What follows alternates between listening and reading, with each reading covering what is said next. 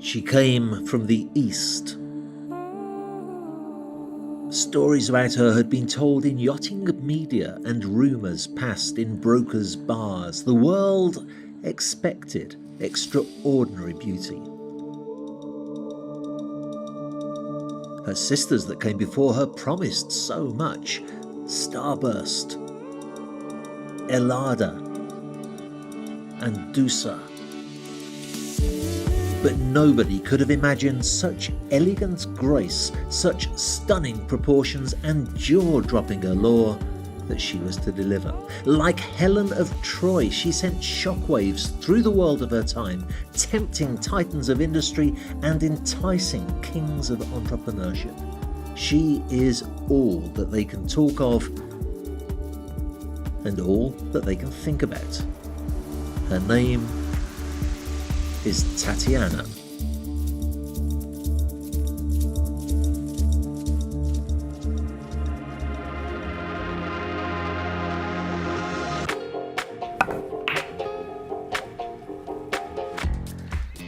Actually, that comparison with Helen of Troy really is very appropriate. Not only is the original site of Troy just a few hundred kilometers away from the birthplace of Tatiana in Istanbul, but also, as with any extraordinary beauty, she's the result of an extraordinary marriage. In this case, the marriage of British design firm H2, whose creativity and, frankly, design genius can be seen all the way through the interior of the yacht. And the other part of the marriage is unique yacht design, who've really lived up to their name, since this is such a unique look to the exterior of the yacht, and great naval architecture too. I guess the question though is Tatiana just a pretty face? Or is there some depth of character to this goddess of the seas? Often the difference between beauty that's just skin deep and beauty that has some substance is all made by the builder. And in this case, Bilgin Yachts have absolutely excelled, as we'll see as we take a look around. And before we look at the more technical areas of Tatiana, let's take a tour of her magnificent interiors, starting right here in the Sky Lounge, where a Porsche-designed pool table keeps company with a marble bar and wine fridges, a grand piano and an inviting circular seating area just calling out for nights of fun and days of relaxation.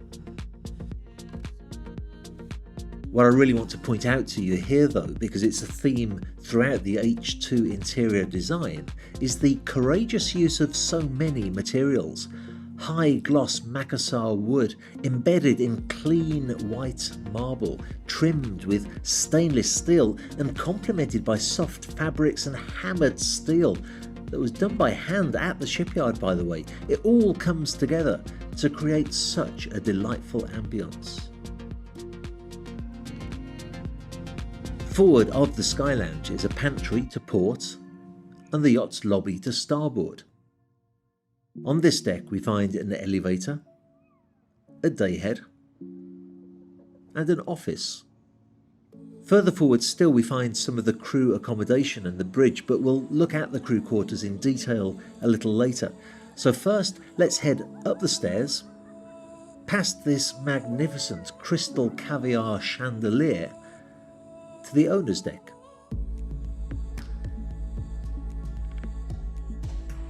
This is the top deck of the yacht, and forward is an observation lounge affording wonderful views, and with a private foredeck offering a jacuzzi tub. A corridor to starboard takes you back through the lobby with the elevator and the changing room.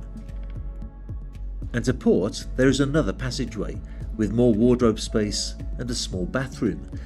In the middle though is the main ensuite, and it really is quite something. Decked in gorgeous white marble, it seems an ideal setting for the owners of this super yacht to refresh themselves at the beginning of the day and after a relaxing sleep in this wonderful owner's stateroom.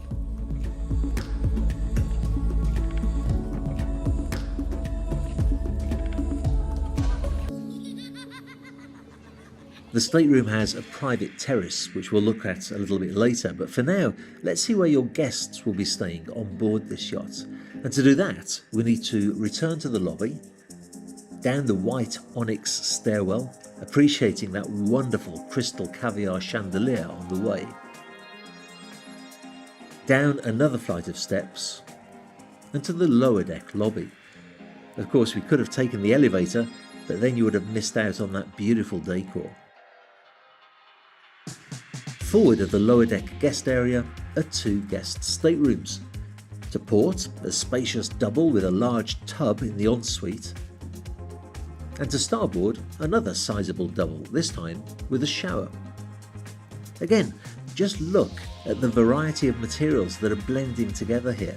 Backlit onyx, delightful stainless steel fittings, soft leathers, again that macassar wood, but this time harmonising with eucalyptus. This starboard cabin actually adjoins a twin cabin aft. It's a great arrangement for families, although of course the 2 cabins can also be closed off and each one has its own ensuite.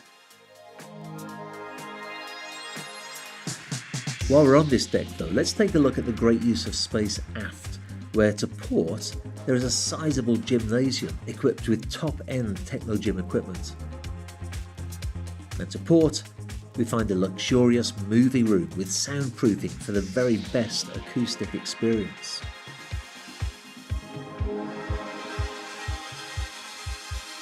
Now though, let's take a look at the accommodation for the rest of your guests, and to do that we need to return up the steps, back to the lobby, where there's another dayhead, and bear left to a corridor that leads to a door with access to the crew accommodation, something we'll be looking at later, and 4 magnificent guest staterooms, so magnificent I'll just let the images do the talking for a moment.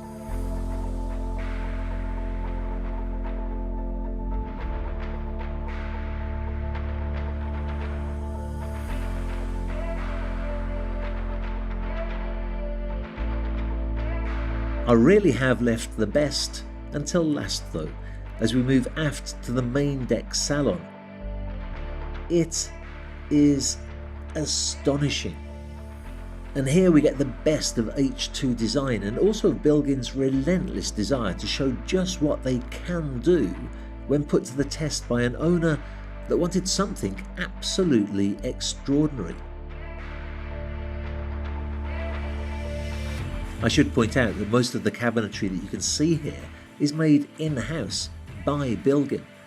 They pride themselves on this since it allows them to have a greater control of the quality and the delivery times, and then accessories such as the chandeliers and the lamps come from the world's finest design companies such as Minotti, La Suite, Crystal Caviar and Bocca di Logo.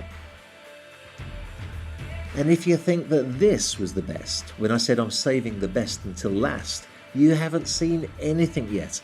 Just take a look where the aft stairs lead.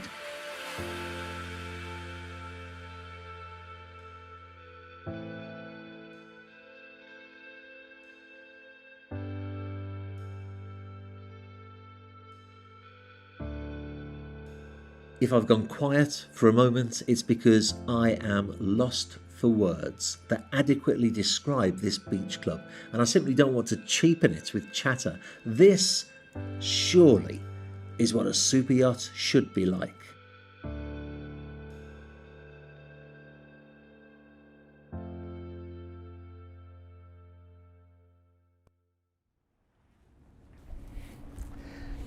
I did tell you that she is a beautiful yacht, didn't I? But I also told you that we'd take a look at the technical areas, what lies beneath that surface beauty. Well, we can start our technical inspection of this vessel right here. The aft quarters of the beach club are used for technical areas. To starboard, we have a shore power converter room so that the vessel can cruise worldwide with no electrical incompatibilities. And to port, an emergency steering room. The heart of the yacht is here though, the engine room, where 2 MTU 4000 series engines lie in a double-decked cathedral of engineering excellence. Tatiana was built to a standard called IMO Tier 3, a standard introduced to the yachting industry to reduce carbon emissions, and you can see that the exhausts from each engine lead to a unit called an SCR. That's effectively a catalytic converter, and it's fed by AdBlue tanks to either side. If you'd like to know more about how this works, do let me know in the comments below. I'm quite sure that Bilgin would be happy to oblige. This is a wonderfully laid out engine room, everything so well organised and accessible, and with a dedicated and soundproofed engineer's room to observe proceedings and to keep control of the vessel. On that subject of soundproofing, I should tell you that the legendary Van Capellen himself laid hands on this project to ensure that the yacht enjoys the minimum of vibration from this powerful area, so that Tatiana met the highest of comfort levels from the American Bureau of Shipping, better known as the ABS. As we descend the steps of the engine room, flanked by two of the 200 kilowatt generators, we find the third generator positioned in between the two engines. Now here it gets really interesting, because moving aft we find two tunnels. These run beneath the swimming pool that we saw earlier and provide easy access for maintenance to the pool. Forward of the engine room though is a sizable air conditioning room, again really well thought out for maintenance. Two storage rooms, and through this door is a long corridor with dry storage to port and to starboard, a rather useful looking workbench, and look at this, access to the stabilisers for maintenance. Needless to say, this is found on both sides. Moving forward to port and to starboard is access to the fresh water tanks. We are, after all, on the tank deck. 4 cold storage rooms, a transformer room to starboard, access to the stairs to the crew quarters to port, a small crew office to starboard, more cold storage to port, another 2 offices to starboard, followed by a laundry room with 4 washers and 2 dryers, and a separate ironing room. At the end of this corridor is a fresh water room where the water makers are located, along with 4 250 litre boilers and the main manifolds for the water system. Finally, at the extreme forward end is a door leading to the bow thruster. Well, it takes a crew of 23 to look after Tatiana and to care for all her guests. And as you remember, this door leads to the crew accommodation, although of course there's various access points throughout the yacht. Since we're here though, and I know that you are interested in seeing that crew accommodation, let's take a look. At the top of these stairs is a shell door. This is designed so that crew can enter and exit the yacht discreetly, maybe if they have to bring on supplies or get rid of the garbage. They have a dedicated tender for this. Inboard is a central corridor with the crew accommodation neatly labelled and a crew mess with 2 tables and a small kitchen. As you'll understand, the crew were living on board by the time that we filmed this video, but they did kindly allow us to show you one of the cabins so that you can get an idea of their living quarters.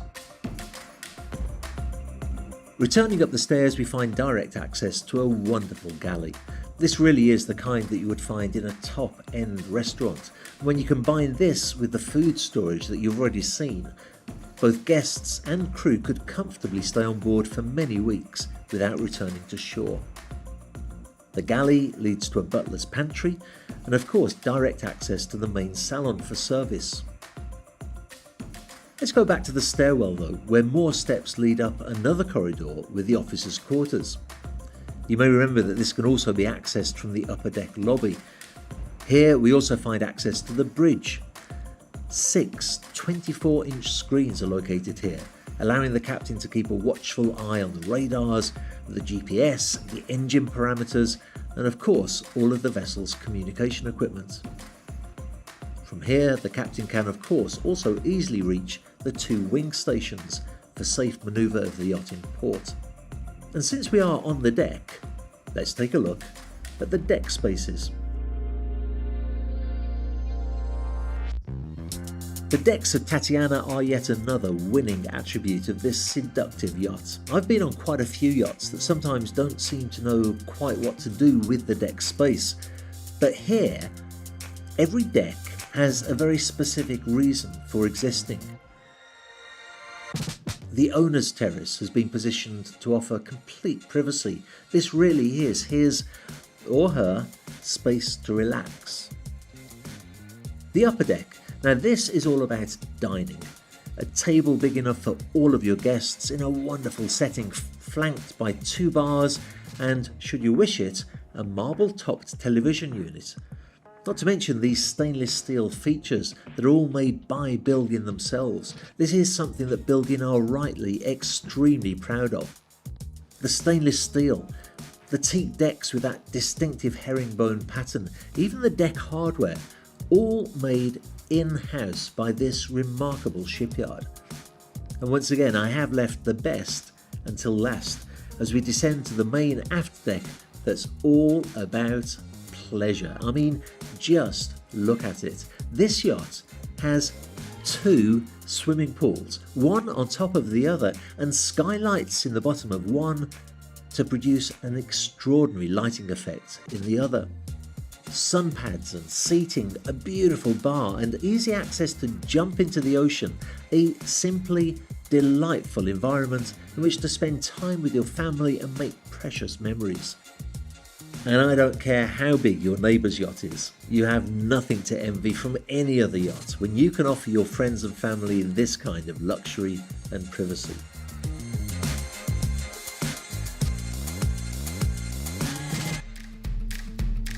With many yachts, you can only enjoy the aft deck as long as the crew are not launching the toys. That's not the case with Tatiana. The bow area has been used for toy storage, and just look at how well designed this is. With the main tenders at 7.7 metre and a 6.5 metre Castoldi neatly positioned in the lower forward garage.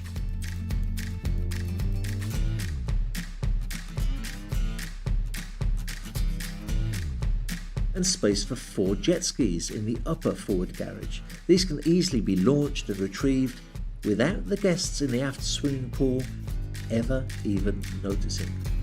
Fly so high, I may never come down.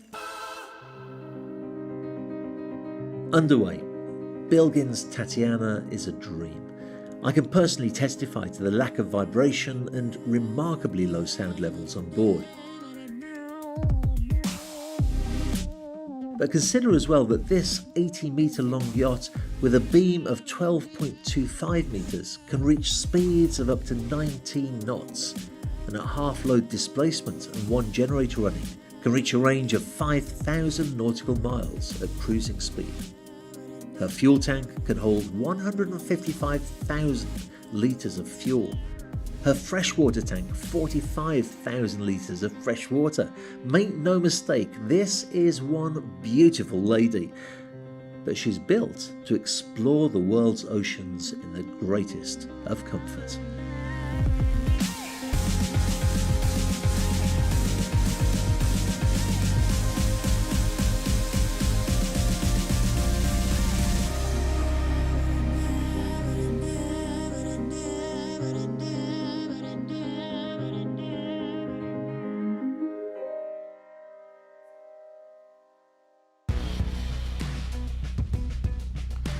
A beautiful lady for sure. Who can doubt that when you look at these interiors and that exterior profile? She is, as I said at the beginning, the result of a wonderful marriage between H2 for the interior and unique yacht design for the exterior and the naval architecture. You know, you can't just put those 2 things in a bag though, shake it up and hope it will come out well. It did take the passion and the craftsmanship of Bilgin Yachts to put it all together so well. Bilgin Yachts have been in the yacht building game for quite some time, but I think with Tatiana, they've elevated themselves to a whole new level. And that is exactly the results they were looking for.